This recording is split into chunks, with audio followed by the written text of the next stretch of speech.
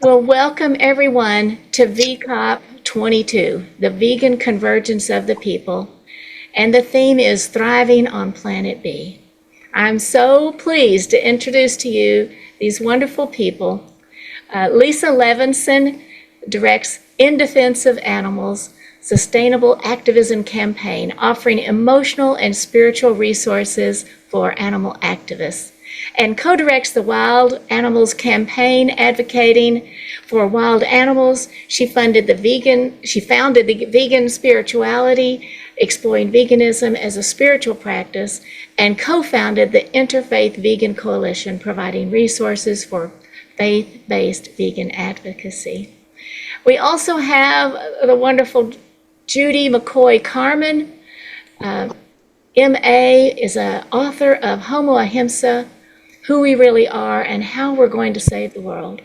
Peace to All Beings, Veggie Soup, and the Sick and Whole. Chicken Soul. Oh, goodness. Well, thank you so much, and I'm going to let you introduce our other speaker, and we're just so pleased to hear from you. And this is the Homo Ahimsa Awards. Thank you so much, Rebecca. I really appreciate you all hosting this wonderful award. We're so excited to be here for this. I'm Judy Carmen. As Rebecca said, I'm the co-founder of the Interfaith Vegan Coalition along with Lisa. And we created this award a few years back to be given annually to a person or persons who beautifully exemplify the traits of compassionate, vegan, ahimsa living. If you're wondering what Homo Ahimsa means, and I know that that's still kind of a new term out there, I coined it in my book, Peace to All Beings, a few years back, and then I thought, I need to really explain it more, so I wrote Homo Ahimsa, Who We Really Are and How We're going to Save the World. And so there's a lot of information in that book, but basically ahimsa is the Sanskrit word for non-harm. Might not even know what Buddhism is with our monthly Sangha where you can come and meditate. Oh, can we mute that? Thank you, whoever did that. So ahimsa is the Sanskrit term for non-harm. It's also been described as the highest expression of selfless service, awareness of the diversity of all life, and divine unconditional love. Homo is, of course, Latin for human. So I love how East meets West in the term Homo Ahimsa. We've got Sanskrit and we've got Latin, describing who we really are deep inside ourselves. So as I say in my recent book, bears and alligators did not do the damage to the earth that we're seeing. And Forrest certainly described a lot of that very well. And he also talked about needing bright beacons of love. I wrote that down because I love that. And that's what award winners of Homo Ahimsa are, bright beacons of love. So Homo sapiens are the ones, as we all know, who've done all this damage, not the animals, of course. So rather than continuing with Homo sapiens' violent domination of life, we need, as a species, to develop into our true nature as Homo Ahimsa. And that's takes some work, some inner work, which is something that our winners have been doing for years, working on that on themselves, but also teaching it. The nonviolent, kind, and loving partner with all life, that's who Homo Ahimsa is. When living from our true nature, then that's when the inspiration comes for how to heal. How do we stop the extinction and all the suffering that Forrest was talking about and that Silas has been talking about all these years? How do we stop it? We need inspiration, and we're going to get a lot closer to that as we approach our true nature as Homo Ahimsa. So this is what Victoria Moran and William Melton have done as they light the way ahead for all of us. They are demonstrating every day the ethics, every day, the ethics and beauty of Ahimsa and living by the golden rule. And wait till you hear of all the amazing Homo Ahimsa things they have created. Sri Swami Sivananda said that Ahimsa is, quote, abstinence from causing any pain or harm whatsoever to any living creature, either by thought, word, or deed.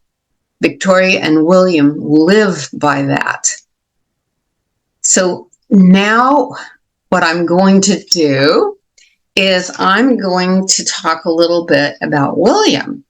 And so you all, if you don't know him, can get to know him a little bit. And then when I'm finished with that, Lisa is going to tell us all about Victoria and some of the things that she has done. So William Melton, MSJDOMBLCE, is the co-founder and board president of the Compassion Consortium. He's an ordained interfaith minister. He's an ordained animal chaplain.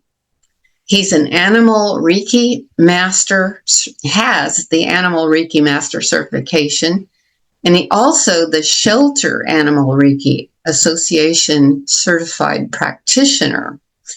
He is a fear-free shelter certified practitioner, and he's also learned about canine massage, and he is a vegan lifestyle coach and an educator, and not only that, a Juris Doctor. William was, in his first career, an international business and technology lawyer living in 7 countries and working in more than 30 others. This gave him exposure to myriad cultures and religions.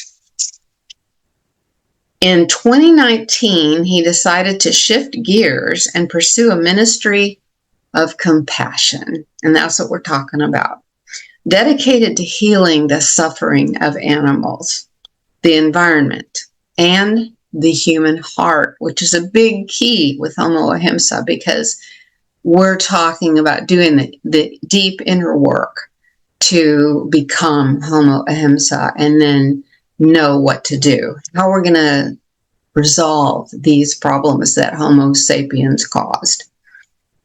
William left his 30-year legal career, enrolled in and was ordained by One Spirit Interfaith Seminary in New York City, and co-founded the Compassion Consortium, all in his quest to extend to all living beings the same compassion that is a foundational element of all religions and faith traditions, which, as we all know, don't normally extend that compassion to the animal world. William is an ordained animal chaplain, ordained by the Compassion Consortium, and that is something some of you may want to look into. And the Compassion Consortium itself has a monthly a church service, basically, a worship service that you can sign up for, and they also have a number of other offerings. So that is definitely worth looking into. William also is a level 3 animal Reiki master, and I did already tell you that. But he is the author of 2 books, including The Complete Idiot's Guide to Playing the Harmonica, I don't have that book yet. I need to get it. And 3 not yet produced screenplays, including Miss Liberty, which is the compelling story of a fictional cow who escapes from a slaughterhouse and the human drama that ensues. And that film is currently in development. So now, without further ado, I will introduce my dear everything, Lisa Levinson. We put the Interfaith Vegan Coalition together, and she's the one who started vegan spirituality years before that and inspired me so much. And I'm just so thrilled to see her beautiful face, and she is going to talk about Victoria. Yes, yes. Hi, Judy. Thank you so much. Yes, it was such a treat. We actually met at our vegan spirituality retreat in 2013, which was so much fun. And since then, as you mentioned, we put together the Interfaith Vegan Coalition. And one of our most favorite events every year is our Homo Ahimsa Awards ceremony, which we're doing right now. So it's my pleasure to introduce Victoria Moran.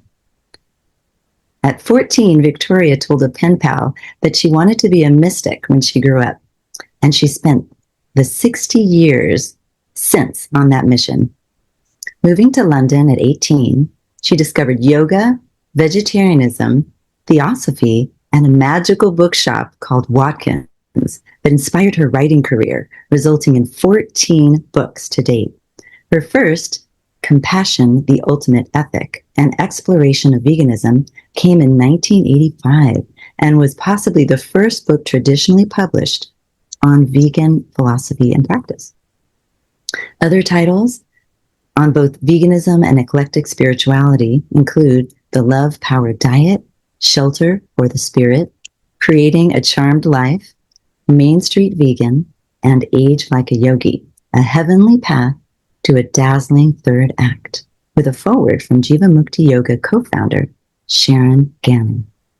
Praise for the book includes a sought-after speaker at venues including Unity Village, the Omega Institute, the Theosophical Society in America, the Integral Yoga Institute, the Parliament of the World's Religions.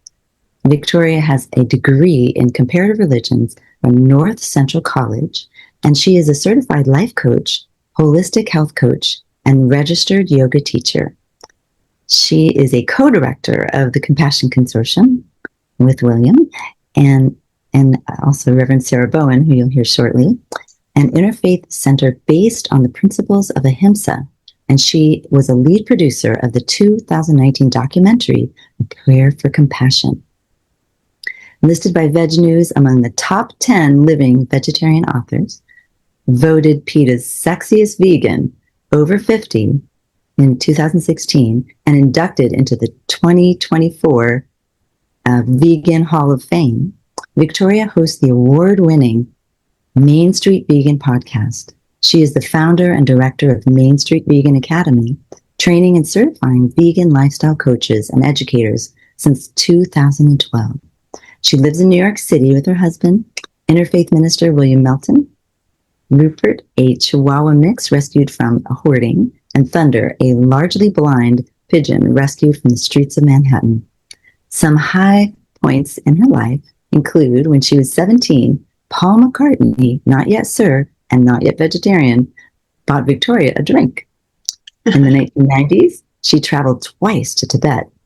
And in the days when inspirational authors wanted nothing more than to appear on Oprah, she did twice.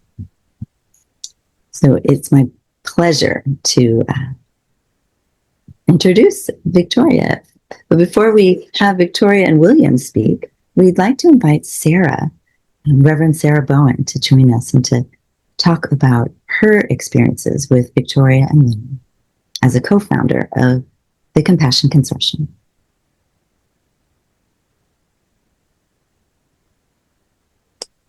Yes, let's see if we can add Sarah.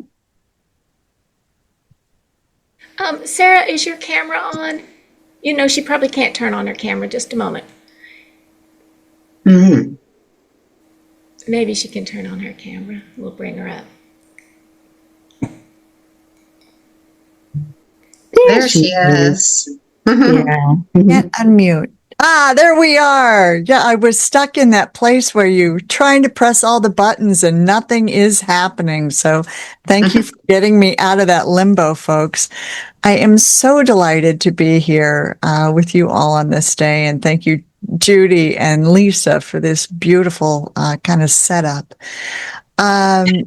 So I'm Reverend Sarah Bowen, and I have this distinct honor of working alongside Reverend William Melton and Victoria Moran at the Compassion Consortium, which has been mentioned, which is a non-sectarian spiritual community doing interspecies activity and support.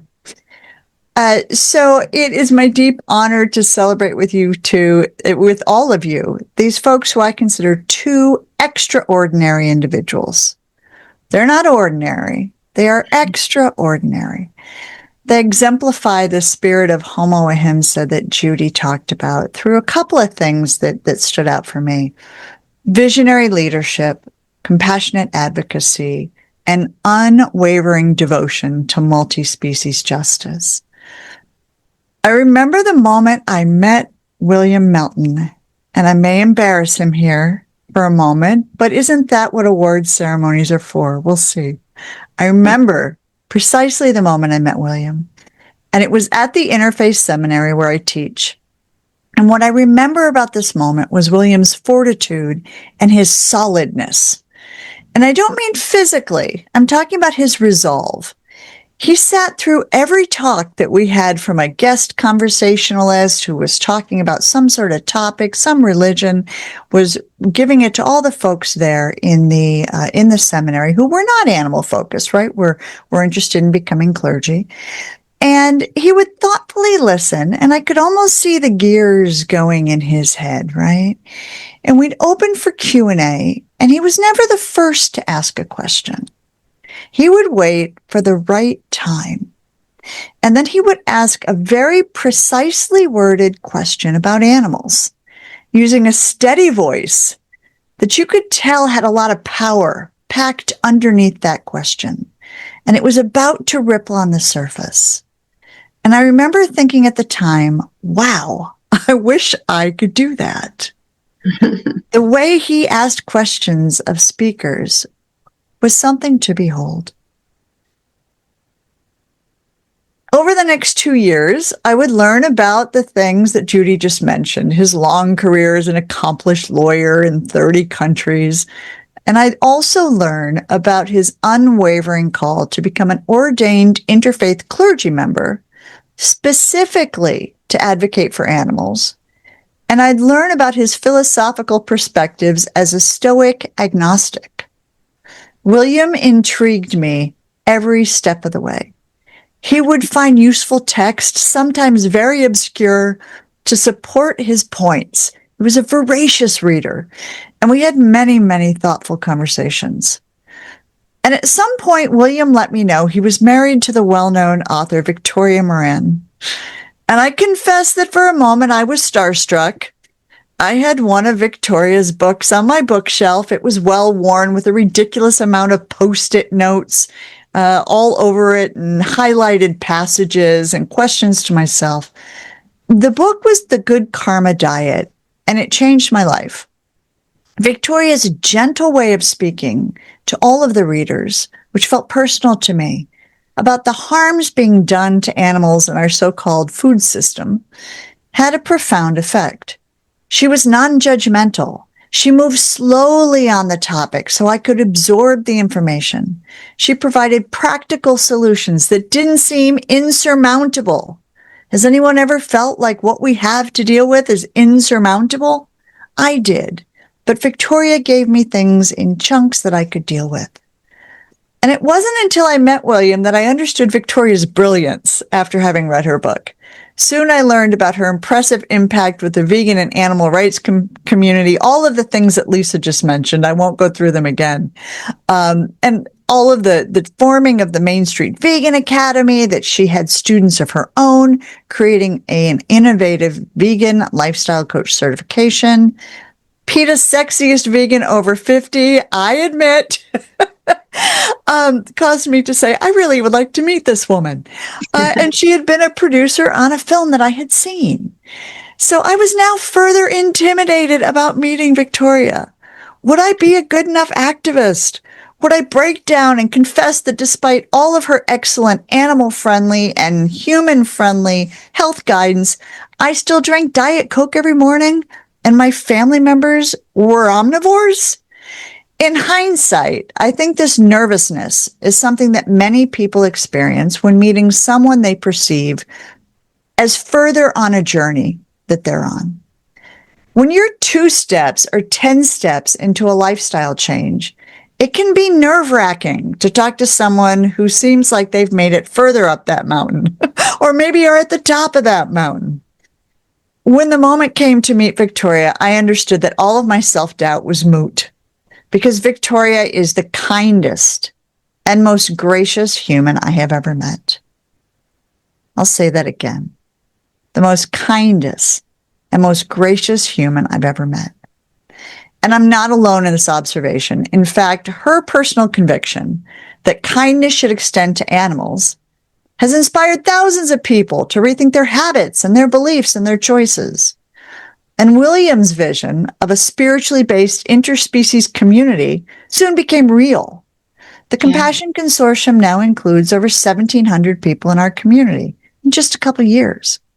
We've matured into a global space where people from all faith traditions and people who are unaffiliated too can find interspiritual support for activism, for grief, for healing, for growth. By mentoring activists and creating meditations with animals and rituals for animals and offering chaplaincy training and book nights and film nights and all of the very busy things that we do, and weaving vegan principles into interfaith services, we help shift others from domination toward more relationships that are just with other beings. William and Victoria are also the creative brilliance behind the new film. Was anybody curious when the new film was just mentioned? Miss Liberty, A Taste of Freedom, is currently in pre-production. And they noted of this project, Miss Liberty is entertainment for families. It's not a juvenile movie. There are no talking animals. And the plot is sufficiently sophisticated to mesmerize adults. It could be, and will be, they project, a date movie. Or it could be for the divorced dad who has his children for the weekends and thinks, we could go to McDonald's in a movie. And then sees a movie about a cow that changes, perhaps, the way that he views that animal and that McDonald's burger he just had. They say this is not someone who would look for a vegan or animal rights flick, but they will see this one. And I firmly believe in that. But they will see this one. Miss Liberty has the potential to open so many minds and hearts, so many more than these two have already opened. It's another example of when William and Victoria get together, there's something going on that transcends what we see on the outside. So let me wrap by explaining that. We are a species who loves to accomplish. We've just told you all of the things that these two have accomplished. But sometimes we can forget what matters most, the essence of the people, when we strip away all they've done and all they may do in the future. Each of us has a beingness in our core, which attracts other people to want to spend time with us, not because of what we do or how accomplished we are, how well known we might be. I'm talking to all of you right now, folks. The world's spiritual traditions tell us we have a value beyond doingness. Our worth is not determined by status or wealth, but because we each carry a spark of aliveness. Some might call it a soul or sacred breath or a divine spark, but a spark of aliveness. We're each precious. Isn't that the thing we're trying to get people to realize about other species? That each animal has a value not for what they do or the product they can be turned into, but because they have an inherent value. Why is it so hard to remember this about ourselves? So today we remember it about Victoria and William. Victoria embodies kindness. William embodies fortitude. He is courageous in the face of fear and suffering and temptation and all of the mess in the world. As we were forming the Compassion Consortium, we encountered so many challenges, and at every step, William reminded us of why we were doing what we were doing. He continues to be courageous with all the things that life throws at him. And Victoria reminds us all along to proceed with kindness, that it's essential to act with compassion and empathy and a desire to help others without expecting something in return. Victoria Moran and Reverend William Melton are not just award recipients, folks. They are signposts pointing towards a world where our humanity is measured by compassion. Their lives remind us that compassion is not passive. It's not passive. It's active and embodied and purposeful. So please join me, in celebrating their examples. Enjoy them and celebrate their example, their courage, their leadership. May their journeys inspire each one of us to live as Homo Ahimsa, people who seek to minimize the violence we see in the world. May their journeys inspire us to ponder the role of kindness and fortitude in our own journeys as well. In the closing to her book, Homo Ahimsa, Judy Carman reflects, "The future for my precious children and grandchildren and yours and everyone else's too depends on what path we choose, what vision we hold, and what we do from here. And as Victoria says, compassion is a decision. So let us all choose compassion." And so beautifully said, Sarah. We really appreciate your personal reflections on both of our award recipients today. And now we have the opportunity to hear from our award recipients. And we'll start with Victoria Moran. Hi, Victoria. Oh, hi, everybody. This is really a moving and amazing experience. And I'm reminded in the moment how spending a life in animal rights is a little bit like taking a lot of improv classes because it trains you to be up for the unexpected. So I spent the last few minutes listening to the beautiful remarks from Judy and Lisa and Reverend Sarah, while also trying to help people get the right link and passcode to get in to our group here, and at least a couple of them did. So I'm happy for that. So thank you to the Interfaith Vegan Coalition, Lisa Levinson, Judy Carman, Reverend Sarah Bowen, Dr. Silas Rao, and Climate Healers, and everybody who's taken the time to be with us today. So I've been in animal rights 55 years. That's longer than I've been vegan. And I remember the first animal rights demonstration I ever did. It was in my hometown of Kansas City, Missouri. And there was a livestock and horse show there, the American Royal, that happened every year. And the whole city was flooded with future farmers of America in their blue jackets. And in 1971, I just got together a group of people and we protested. That was so unusual at the time that the newspaper there, the Kansas City Star, covered it, and it was picked up by the wire services. And I didn't realize until decades later when I was playing online that an article about that demonstration landed in the LA Times and the Boston Globe. Now, that wouldn't happen today. And in a way, that's good because it means that we have so many protests and vigils and actions for the animals that we have to be really out there to make it big news. But it does kind of show me the history and the progress that we've made. And one of the wonderful things for me in all this time is that I have been surrounded and motivated by incredible people. And I just want to acknowledge a few of them here. First is Dee Dee. Adeline DeSoto. She was my grandmother-age nanny, hired because my parents both worked in the days before daycare. Now, she was part of Unity, which is a lovely Christian denomination that was founded in the 1890s by ethical vegetarians. And so she told me early on, I was 5 years old, that there were people in the world who never ate any meat. And we'd been learning in school about the 4 food groups. And I was starting to see that you can make choices about food for nutrition, but then Dee Dee showed me you can make choices about food for so much more. And later on, when I was 20, I met Jay, the late Jay, and the very much alive Freya Dinshaw of the American Vegan Society, who introduced me to veganism. I had already made it to vegetarian. In those days, we used to do it in steps like that. And I had a hard time being vegan. I mean, I stumbled and tripped and fell off the wagon for quite a few years. But I'd always get back on, and largely because Jay and Freya always treated me like a vegan and never gave up on me. And then there was my beautiful first husband, Dr. Patrick Moran. Now, Patrick was attempting to be vegan when we met in 1972. So if you're a single person out there thinking how difficult it is to find vegan guys, I actually think that in 1972 in Kansas City, I may have found the only one. And we had a beautiful life together for some 15 years prior to his death.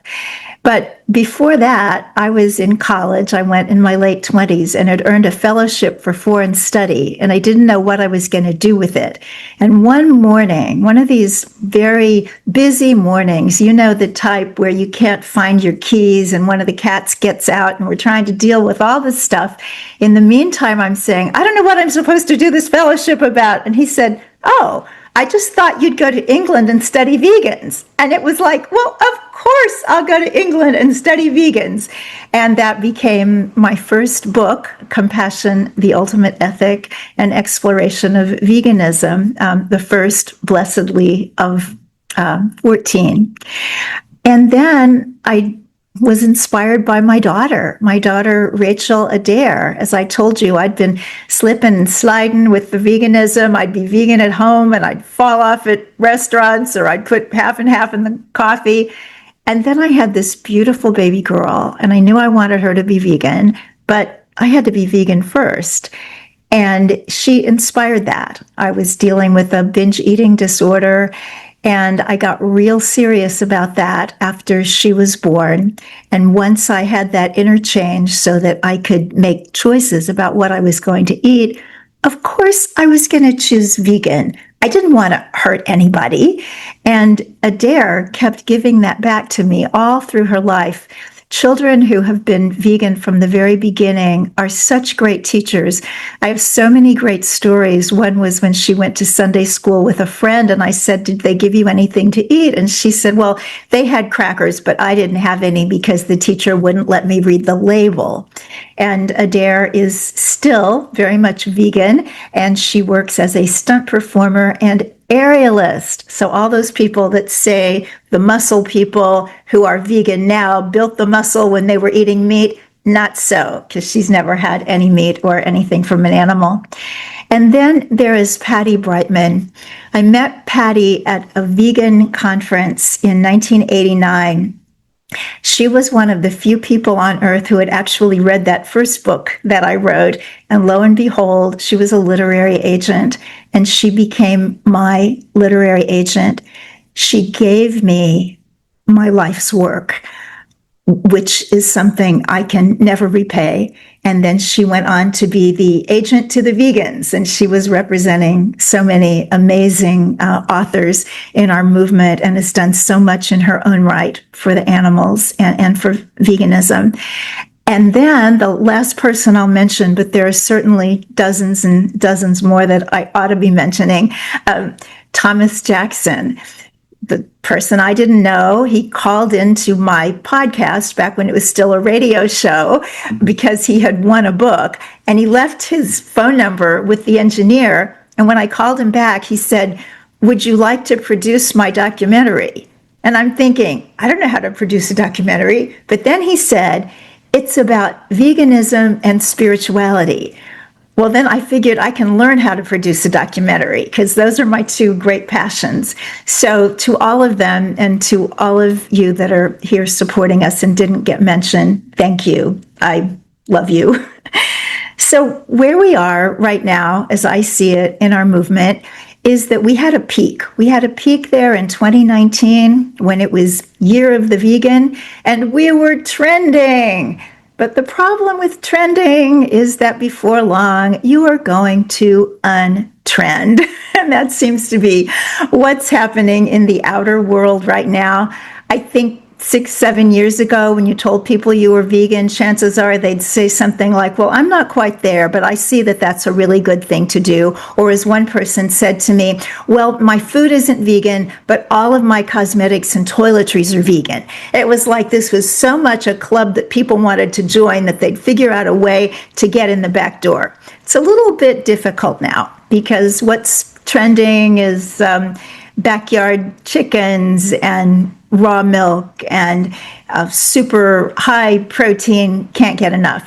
Well, one thing that I can say from having been around this for so long is that the super high protein thing, at least, cycles around every 5 or 6 years. It's kind of like the return of the cicada. It will run its course and it will stop. We'll have a little more opportunity to get out there with the wonderful scientific research on how terrific this way of eating is.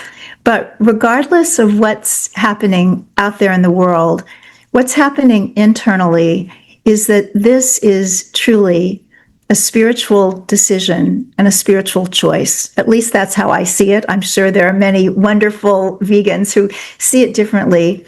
But for me, what we're trying to do is impossible, or at least highly improbable.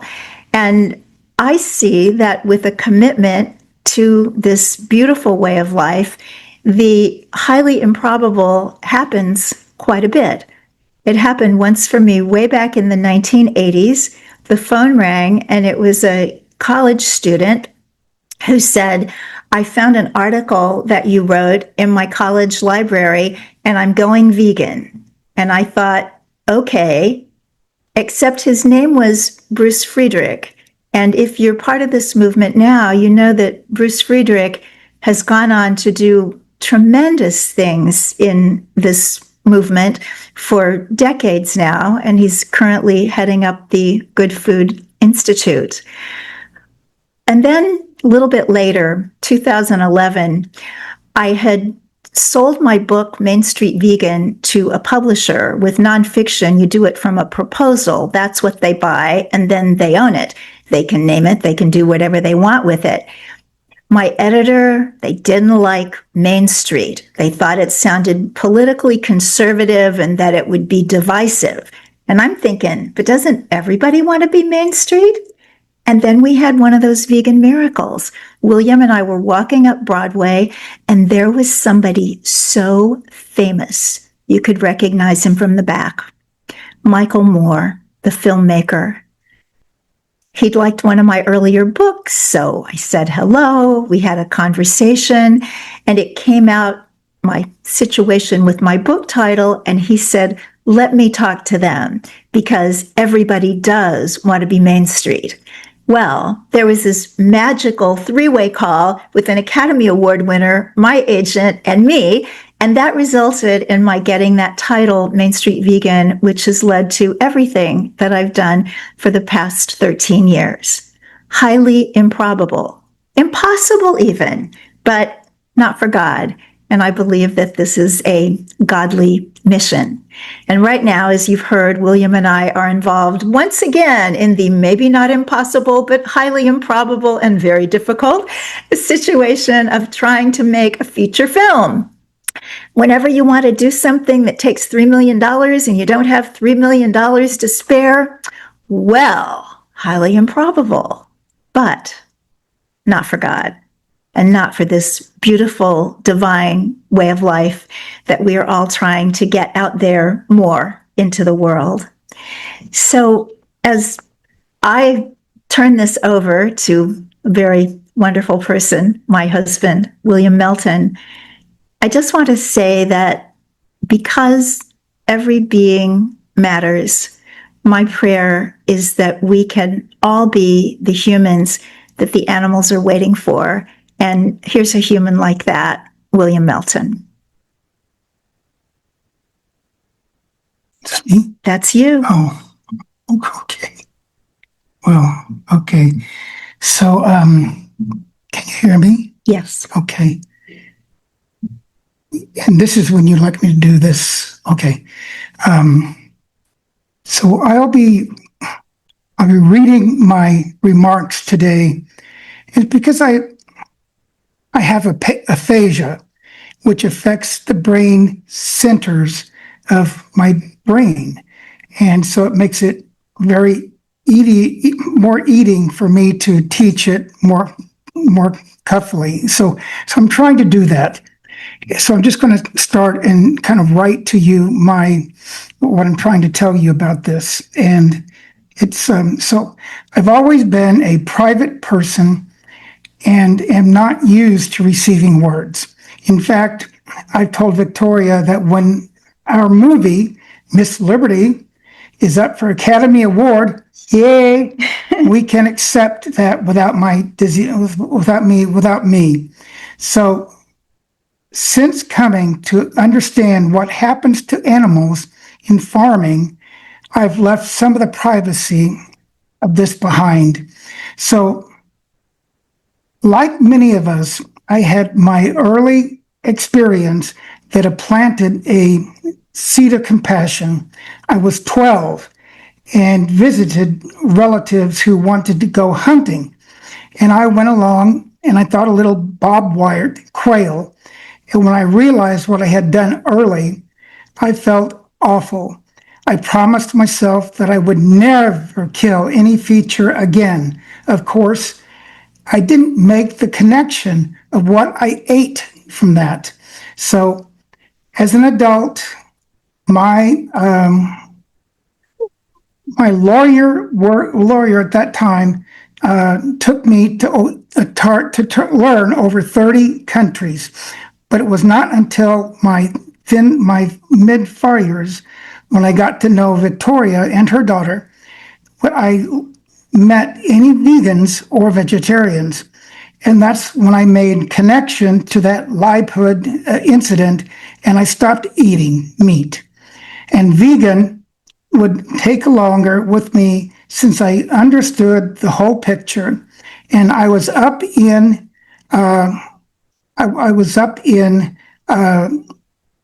New York, New Stork, and I got the idea for this book, Miss Liberty, and I spent a month and learned how to take cows, and I lived at Farm Sanctuary at the Farm Sanctuary with Gene Cower, and basically they liked this book, and so that's where I became. And then later, as I was semi-retired, I decided to go back to school to study ethology. And it seemed to me that most of the religions of the world had failed about animals. And I enrolled in a 2-year interfaith ministerial program at One Spirit Seminary. And I was lucky enough to have my dean, Reverend Sarah, a vegan who had one of my wife's books. So I was inspired to create the Compassion Consortium. And I did that with Victoria and Sarah. And early on, I was a very, very vocal person. And I, unfortunately, with aphasia, I was not very vocal at that time. So I often hear that animals have no words, and that's why we need to speak with them. These days, I don't have access to a lot of words myself. Because of my aphasia, I identify with the animals even more. Sometimes I feel that I can't do nearly as much for them as they deserve, but I do all I can, and I keep trying, and I always try to celebrate all of you who here for you, and you will not stop. So I'm extremely grateful for this award because it tells me that my work, as imperfect as it is given my limitations, it has value, and it has value even now. So thanks to the Interfaith Vegan Coalition and to the climate healers and to my wife, who got this boy from a boy in Kansas to eat tofu and helped me to see that animals are worth something. And thank you. I got through that. Thank God, thank God, thank God. Okay, so that's it. Okay, thank you. Bravo. Oh, wow. That is absolutely amazing. Thanks to both of you for sharing a little bit about your journeys with us. We're so thrilled to have both of you here and to hear your words and what inspired you. It's so great. I would like to just take a little moment and share what the Homo Ahimsa Awards certificate looks like that Victoria and William will be getting. So I'm going to share my screen really quickly, and then we'll tell you a little bit more about Homo Ahimsa Day and Homo Ahimsa Awareness Week. Let's see if I can find the right page. Let's try.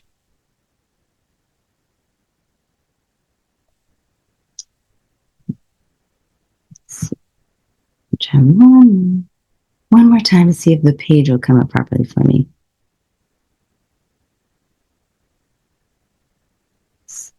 Okay. Okay. I think it's not going to show today. I'm so sorry. But we will put a link to it in the chat so everybody can see it. I'm going to go ahead with a little bit more about the Homo Ahimsa Day. And just to let you know, this is in honor of the award that we've been doing for a few years, but we decided that this year we'd do something different and commemorate the day we give the award, which is today, as Homo Ahimsa Day. And then this will kick off a week. And we decided to do each day of the coming week to be a special act of compassion, kind of like random acts of kindness, but these will be random acts of compassion in honor of Homo Ahimsa Day and Awareness Week. So what we've done is curate 7 daily practices for living with Ahimsa. And the first is to join the Homo Ahimsa Awards ceremony, which you're all doing. So everyone here is accomplishing the very first random act of compassion by attending the ceremony today. And then the next day, on Monday, you can download and share In Defense of Animals Vegan Starter Guide.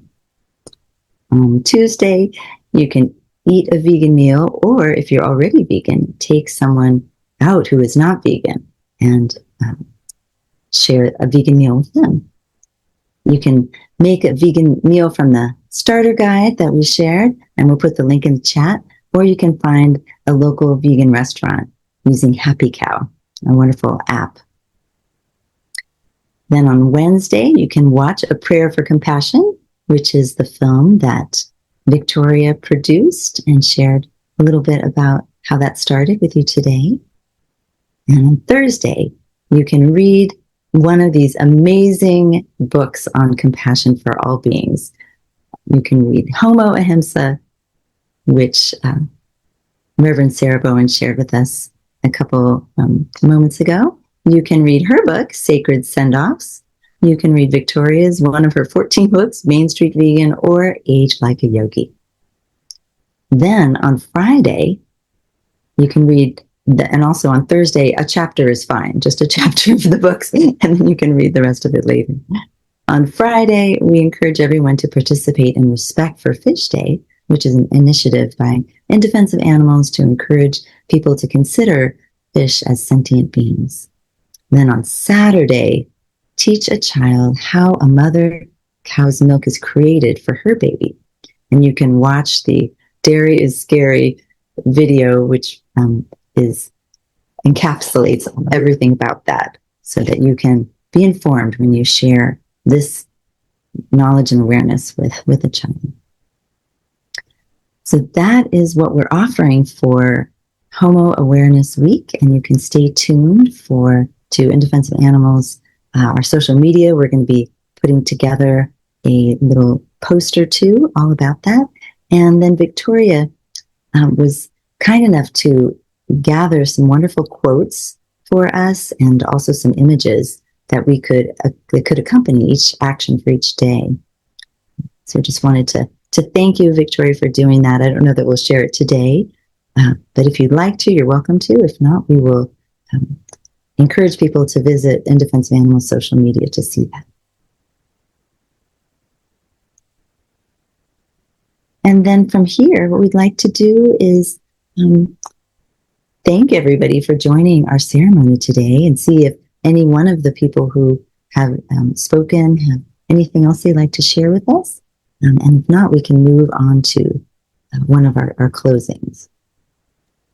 Beyond asking everybody to do like a huge celebration thing wherever you are, folks, a woohoo or a hands up or whatever you do to celebrate. I know we can't see everyone, but just take a moment to celebrate these two. Yeah. Woohoo! Yay! I feel like we should have some sort of something that shoots, something that's earth friendly, but we don't. So there we go. See, lots of Zoom. There you go. Lots of Zoom things. Yeah. That was it for me, Lisa and Judy. Well, thank you so much, Reverend Sarah. We really appreciate you sharing that with us today. And then just seeing Judy, was there anything that you wanted to share? Well, thank you, Lisa, for talking about this being Homo Ahimsa Day. And so next year, it'll be the last Sunday of July, will be Homo Ahimsa Day again. And we'll have new recipients for the award presented that day. And then we'll have the 7 days following a week of compassionate acts that'll be a part of Homo Ahimsa Week. So now I believe Sarah has a wonderful closing prayer for us. Is that right, Sarah? I am always willing to drop a prayer for everyone. And when we say the word prayer around here, folks, we use that in the most expansive possibility.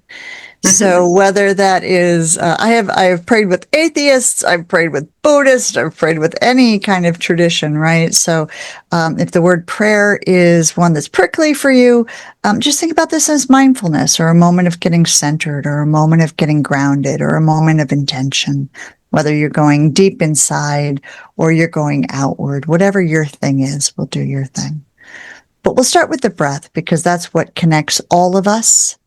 And connects us to the animals, connects us to plant life, connects us to waters, to clouds. Just take a deep breath. And exhaling, grateful for the spark of aliveness that is in us right now. Taking another breath. Exhaling, grateful for the spark of aliveness that is within us right now. And in this silence, reach out or reach in to that which grounds you.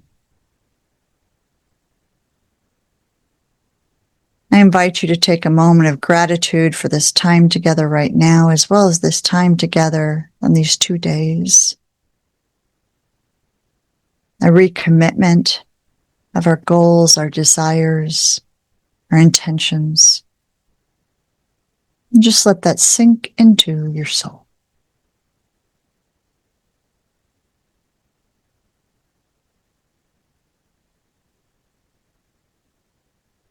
Taking another breath. Exhaling, noticing the aliveness of everyone who's here together and everyone in your habitat. And breathing your eyes open. Feel free to add your closing word, whether that be Om Shanti, or Amen, or that's it, folks, like that fancy rabbit said.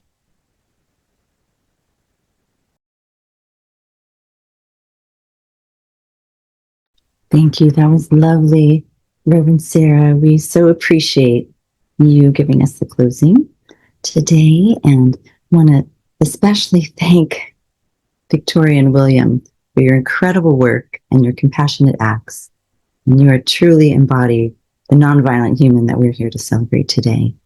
So we are so excited to see what comes of the film and other things in the future, and look forward to staying tuned to the Compassion Consortium, where we can see you in action on various occasions during the Sunday worship service and other times.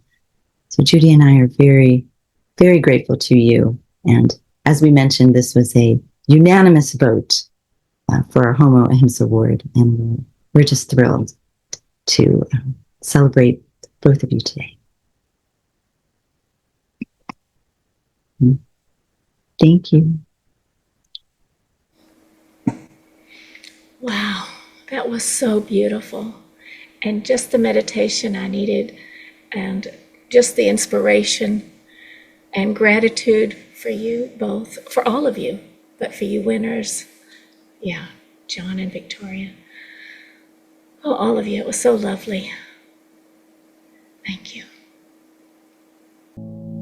There is a place where all life thrives, where every creature is respected, compassionately saving lives, and no one is rejected.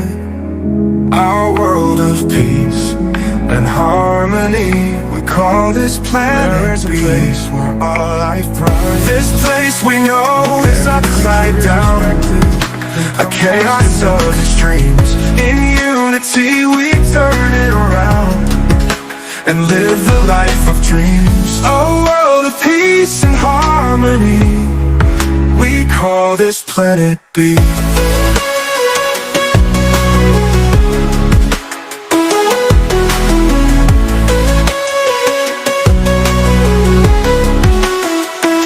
This place we know is upside down, a chaos of extremes. In unity we turn it around and live the life of dreams. Oh, a world of peace and harmony, we call this planet B. This place we know is upside down, a chaos of extremes. In unity we turn it around and live the life of dreams. A world of peace and harmony, we call this planet B.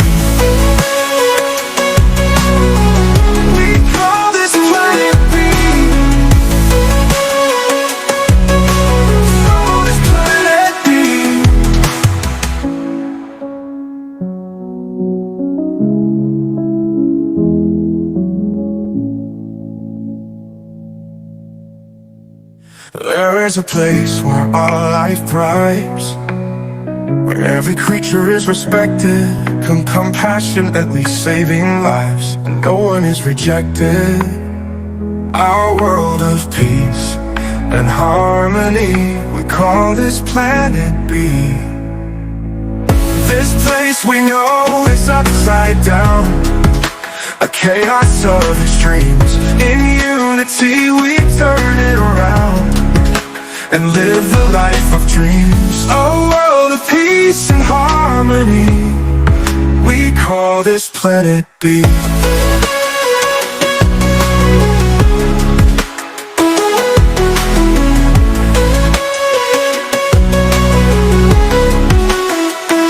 This place we know is upside down, a chaos of extremes. In unity we turn it around and live the life of dreams. Oh, a world of peace and harmony, we call this planet B.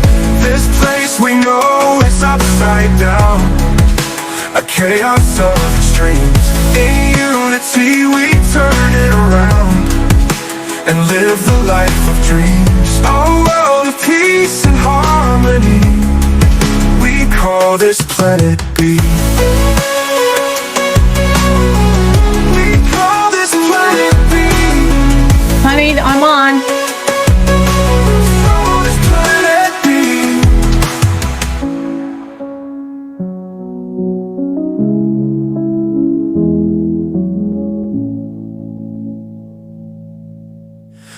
There's a place where all life thrives, where every creature is respected, compassionately saving lives, and no one is rejected.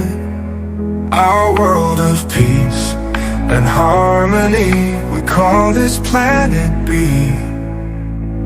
This place we know is upside down, a chaos of extremes. In unity we turn it around and live the life of dreams. A world of peace and harmony, we call this planet B.